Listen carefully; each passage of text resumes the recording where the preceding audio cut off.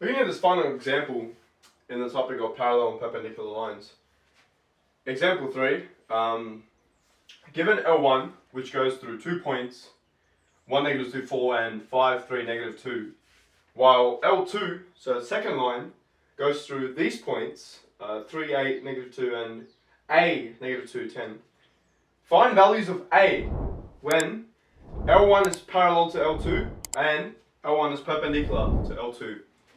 So, relatively similar sort of examples to the previous ones, but good practice for us to get our head around this subtopic. So let's start with parallel lines. First thing I will do for L1 is find the direction vector between these 2 points, and we'll denote that as B1. So B1, vector B1 is going to be, finding direction vectors, we minus the x's, the y's, and the z's by each other. So 5 minus 1 I plus 3 minus 2 minus 2 j and minus 2 minus 4. Okay, correct. Further simplify this, we go 4i plus 5j, 3 minus 2 gives me 5, minus 6k. That is the direction vector of L1. Let's do the same for L2. We'll denote that as B2. In this case, same thing. A minus 3i plus -2 minus 8j plus 10 minus 2 k. Further simplifying it, a minus 3 I plus minus 10 j plus 12k. 12k.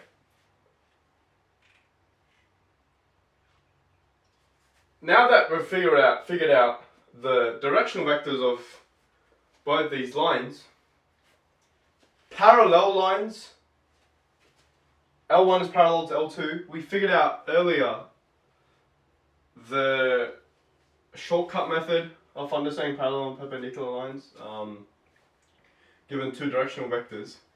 If B1 is parallel to B2, you know that it was B1 upon B2 equals to D1 upon D2, which equals to F1 upon F2. So we'll do the same thing. 4 upon A minus 3 equals to 5 upon -10, which equals to -6 upon 12. Correct? 4 upon A minus 3 equals to 1 upon 2, which equals to -1 upon 2. Multiply both sides by 2.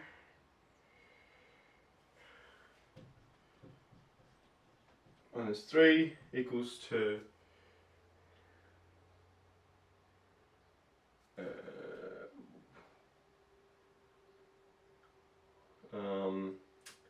1, which equals to -1.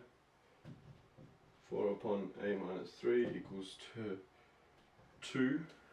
Correct? Multiply both sides by, we get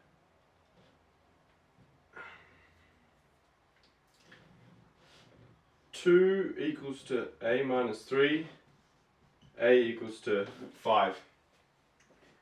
So that is the value of A when L1 is parallel to L2. Now we're going to find what the value of A is when L1 is perpendicular to L2. So to do this over here, L1 perpendicular to L2, we know that the dot product between the two directional vectors is going to be 0 in this case. So let's rewrite the directional vectors again. So B1 we figured out was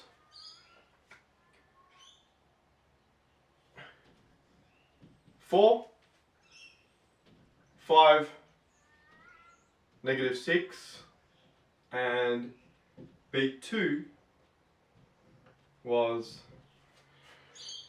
A minus 3, -10, and 12.